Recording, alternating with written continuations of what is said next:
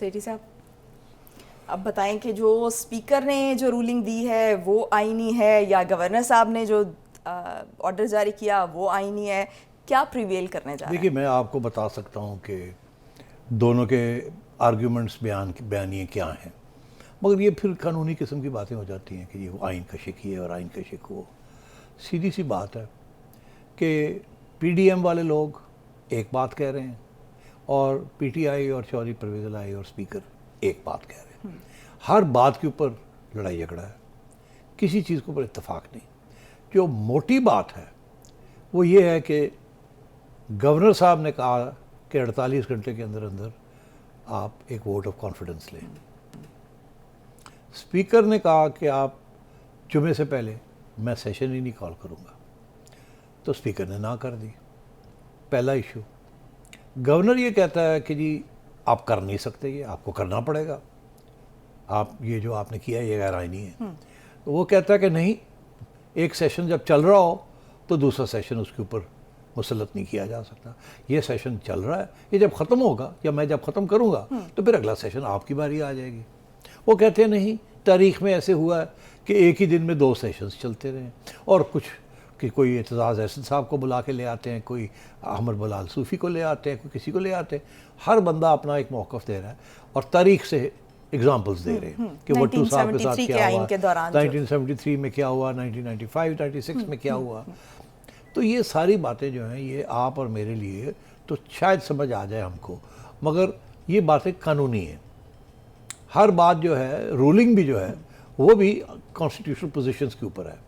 तो इसलिए मेरा ये मौक़िफ़ रहा है कि ये डिलिबरेटली किया जा रहा है, और इसलिए डिलिबरेटली किया जा रहा है कि दोनों साइड्स जो हैं, चौधरी परवेज़ इलाही एंड कंपनी और उधर पीडीएम एंड कंपनी, ये नहीं चाहते कि असेंबली डिज़ोल्व हो। और मैंने ये एक्सप्लेन किया है कि हर क्या मफाद क्या है इसमें कि असेंबली डिज़ोल्व ना हो, इसलिए मौक़िफ़ अलग अलग लिए जा रहे हैं। और सबको पता है कि आईनी पोजीशन है क्या, मगर उसके बावजूद जान के कोई और मौक़िफ़ ले लेते हैं और रोक देते हैं। और एक के पास एडमिनिस्ट्रेशन है, पीटीआई के पास एडमिनिस्ट्रेशन उनके पास है, तो वो एडमिनिस्ट्रेटिवली हर चीज़ को रोक सकते हैं या कर सकते हैं। उधर गवर्नर जो है उसके पीछे फेडरल गवर्नमेंट है, और गवर्नमेंट कोई ऑर्डर देता है और ये नहीं करते तो फेडरल गवर्नमेंट के फिर ट्रूप्स हैं, उनके पास रेंजर्स हैं, उनके पास भी एडमिनिस्ट्रेशन है। तो ये इस किस्म का एक फेडरल वर्सेस प्रोविंशियल इशू भी बन चुका है अब। इसके साथ साथ पोस्टिंग्स एंड ट्रांसफर्स के इश्यूज भी बनते जा रहे हैं, फेडरल वर्सेस चीफ सेक्रेटरी लगा दिए हैं। अच्छा, अब आपने जो बात की चीफ सेक्रेटरी साहब लगा दिए, acting chief secretary Abdullah Sumbul साहब थे, वो चौधरी परवेज़ इलाही ने लगाए थे, क्योंकि जो चीफ सेक्रेटरी साहब थे उन्होंने इस्तीफा दे दिया था, या उन्होंने ये कहा था कि मैं नहीं काम कर सकता। कामरान अफजल जो छुट्टियों पे चले गए थे 17 जुलाई से छुट्टियों पे। इस्तीफा नहीं, ये मेरा मतलब है कि उन्होंने कहा जी मैं जा रहा हूँ, एहतजाजन छुट्टियों चले गए, तो इनको बना दिया। अच्छा, अब ये जो चीफ सेक्रेटरी की जो अपॉइंटमेंट होती है ये फेडरल गवर्नमेंट करती है, इसीलिए सुंबल साहब को एक्टिंग लगा दिया चीफ मिनिस्टर साहब ने। मैं इसके लिए बात कर रहा हूँ, मैं जोड़ूंगा दोनों चीज़ों को, जो पहले हुआ और अब जो हुआ। तो अब सुंबल साहब को फेडरल गवर्नमेंट ने एकदम, वो 21 ग्रेड के अफसर हैं, सेक्रेटरी चीफ सेक्रेटरी जो है वो 22 ग्रेड के होते हैं, फेडरल गवर्नमेंट ने एकदम उनको चीफ सेक्रेटरी लगा दिया, जो जहाँ के पहले वो करने के लिए तैयार ही नहीं थे, क्योंकि ये तो प्रोविंशियल गवर्नमेंट का कैंडिडेट थे। तो ये क्या हुआ, प्रोविंशियल गवर्नमेंट के एक कैंडिडेट को उठ के तो फेडरल गवर्नमेंट ने उनको चीफ सेक्रेटरी लगा दिया, और परवेज़ इलाही साहब कहते हैं no problem, I will work with this chief secretary. उधर आईजी साहब जो है वो भी, उन्होंने भी अपने बोरी बिस्तरा पैक कर लिया है, सुना है ऐसे ही है ना? जी चेंज हो गए हैं, वो भी चले गए हैं। फैसल शाहकार की जगह जो है वो आ गए हैं, गुलाम रसूल जाहिद साहब आ चुके हैं। अच्छा, तो अब ये क्या हो रहा है, ये दोनों अपॉइंटमेंट्स जो होती है ये फेडरल गवर्नमेंट की होती है। तो ये ऐसे लग रहा है कि फेडरल गवर्नमेंट और प्रोविंशियल गवर्नमेंट जो है कुछ आपस में कुछ ताउन कर रही है। अब सुंबल साहब को चीफ सेक्रेटरी लगा दिया, कैसे हो गया ये? ठीक, इसका ये मतलब है कि या तो सुंबल साहब जो है उन्होंने चौधरी परवेज़ इलाही का साथ छोड़ दिया है और यू टर्न लेके वो कूद के वापस फेडरल गवर्नमेंट के पास चले गए कि जी मैं नौकर हाजिर हूँ। तो या ये हुआ कि, और मैं सुंबल साहब को जानता हूँ, ऐसे शख्स नहीं है, तो या ये हुआ कि उनको कह दिया गया साढ़ा आपस मुका हो गया, दोनों असी लगान लगे हैं, उधर ऑब्जेक्शन नहीं होएगा, तुसी बह जाओ, फिर मिल के काम करांगे। तो अभी तक कोई ऑब्जेक्शन सामने भी नहीं आया? नहीं आया। सब बड़े चुपचाप है, खुश है। तो मैं पहले दिन से कह रहा हूँ कि पीछे बिहाइंड द सीन्स कोई और बात चल रही है, क्योंकि ना फेडरल गवर्नमेंट के मफाद में है कि असेंबली डिज़ोल्व हो, ना परवेज़ लाई। अब कोई गेम तो खेलनी है ना, नहीं तो खान साहब जो है वो पागल हो जाएंगे। खान साहब कहेंगे जी मेरी जो पूरी धमकी है वो तो फारग हो रही है, तो परवेज़ लाई ने कुछ तो करना है ना। तो वो ये सारा कुछ हो रहा है। अब अदालतों में ये घूमेंगे। गवर्नर साहब ने क्या किया जी, पहले खबरें ये आ रही थी कि गवर्नर साहब जो हैं वो ऑर्डर करने जा रहे हैं कि जी आपने मेरा, स्पीकर साहब, चीफ मिनिस्टर साहब, आपने मेरा हुक्म की तामील नहीं की। मैंने कहा था 48 घंटे के अंदर अंदर आप फारग हो जाएं, या वोट ऑफ कॉन्फिडेंस ले या आप फारग हैं। तो मैं नई हुकूमत किसी और को कहने लगा हूँ कि आप वोट ऑफ कॉन्फिडेंस लें। यही खबरें चल रही थी। और 10 बजे हुआ क्या? 10 बजे ये हुआ कि ऐसी कोई चीज़ ही नहीं हुई, धमकी अपनी जगह पे। और गवर्नर साहब ने एक फुस करके एक लेटर लिखा है, और उस लेटर में ये लिख दिया है कि जी मैं फिर आपको कह रहा हूँ, याद रहे कि मेरा हक है ये, और आपको कह रहा हूँ कि आपने वायलेट कर दिया है, अगर आप ये करेंगे तो मैं ये कर सकता हूँ, मैं ये करूँगा।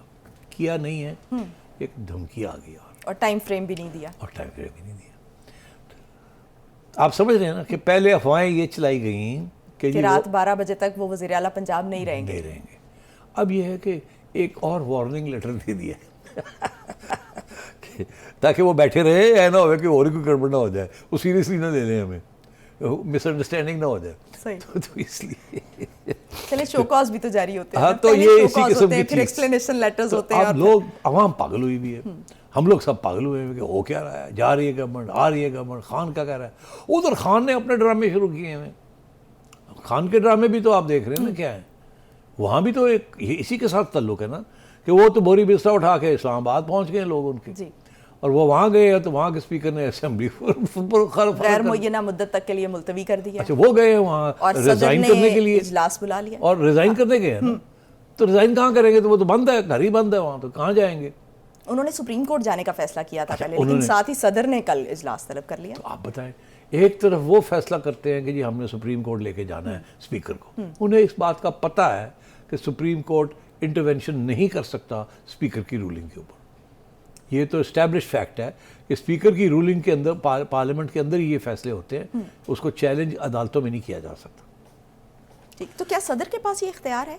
अच्छा, अब ये है कि कुछ लोग कहते हैं सदर के पास इख्तियार ही नहीं है, किसी के इजाज़त के बगैर प्राइम मिनिस्टर कहेगा या स्पीकर मांगेगा तो असेंबली प्रोरोग भी होगी या असेंबली रिकॉल हो जाएगी। कुछ लोग कहते हैं नहीं, ऐसी कोई बात नहीं है, आइन बड़ा क्लियर है, आइन के अंदर लिखा हुआ है कि वो खुद अपनी सोच के मुताबिक वो खुद भी असेंबली को कॉल कर सकते हैं if the situation so arises. तो कुछ लोग कह रहे हैं वो नहीं कर सकते, कुछ लोग कह रहे हैं वो कर सकते हैं। हर बंदा कॉन्स्टिट्यूशन का कोई ना कोई हवाला दे रहा है। मगर जो दिलचस्प बात क्या है कि एक तरफ पीटीआई कह रही है कि वो जा रहे हैं कहाँ, सुप्रीम कोर्ट में, और सुप्रीम कोर्ट को कहेंगे जी हमारे रेजिग्नेशन जो हैं वो एक्सेप्ट करवाएं। मगर ये पहली दफ़ा तो नहीं है, वो तो पहले भी ये हाई कोर्ट में, इस्लामाबाद हाई कोर्ट में ये फैसला हुआ था कि आप जाते क्यों नहीं है वहाँ, आप यहाँ आगे हमारे पास आ जाते हैं, वहाँ जाए ना, वहाँ जाके और अपने रेजिग्नेशन असेंबली में जाके दें। अब वो कहेंगे जी हम तो गए थे आपके कहने पे, मगर वहाँ तो हमें दरवाजे बंद किए हैं, अंदर नहीं बढ़न दे रहे। ठीक, अच्छा, उधर से फिर प्रेसिडेंट साहब ने अब कॉल कर लिया, और वो स्पीकर साहब जो हैं अब वो सोचना पड़ेगा कि मैं प्रेसिडेंट का ऑर्डर ओबे करता हूँ या मैं कहता हूँ नहीं, प्रेसिडेंट के पास पावर्स ही नहीं है, या मैं वो कहते हैं खोलो, दरवाजे खोल के फिर बंद कर देंगे, कहने जी खोले सी तो फिर मेरे को हक है बंद कर देना, तो मैं बंद करता है होने दसो। तो ये गेम्स चल सकती हैं अगर नीयतें ख़राब हो ना, तो आइन बेचारी की धज्जियाँ सारी साइड्स करती, उड़ा देती हैं। और यही हो रहा है, पंजाब में भी यही हो रहा है और इस्लामाबाद में भी यही हो रहा है। अच्छा सेठी साहब, आज तक को तो जो सूरत हाल है वो ये है कि परवेज़ इलाही जो हैं वो कह रहे हैं कि हम, उन्होंने ट्वीट भी किया, उन्होंने कहा है कि इमरान खान के साथ हम दिलो जान से खड़े हैं। आज जो पार्लियामानी पार्टी का इजलास हुआ उसमें भी 10 लोग उनके साथ मौजूद थे, और उन्होंने भी कहा दिलो जान के साथ उन्होंने भी कहा है जो 10 लोग हैं वो भी उस इजलास में उन्होंने कहा है कि हम परवेज़ इलाही के साथ खड़े हैं, जो परवेज़ इलाही को हमने जो है वो सारे इख्तियारात सौंप दिए हैं, जो वो फैसला करें।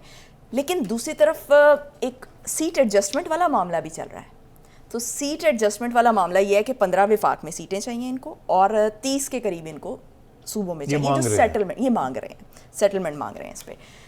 क्या कोई सेटलमेंट इस पे हो पाएगी? कोई बीच का रास्ता कोई निकल आएगा? कोई थोड़ी बहुत नहीं हो पाएगी। तो तब क्या सिचुएशन होगी अगर सेटलमेंट नहीं होगी? स्टेटस को चलेगा, परवेज लाएगा मेरी गल नहीं तुसी मनदे, मैं नहीं डिसॉल्व करता, मगर मैं आपके साथ हूं, जब आप कहेंगे मैं कर दूंगा, मगर मैं तो कितनी दफा कहा पहले हमारे साथ सेटल तो करें।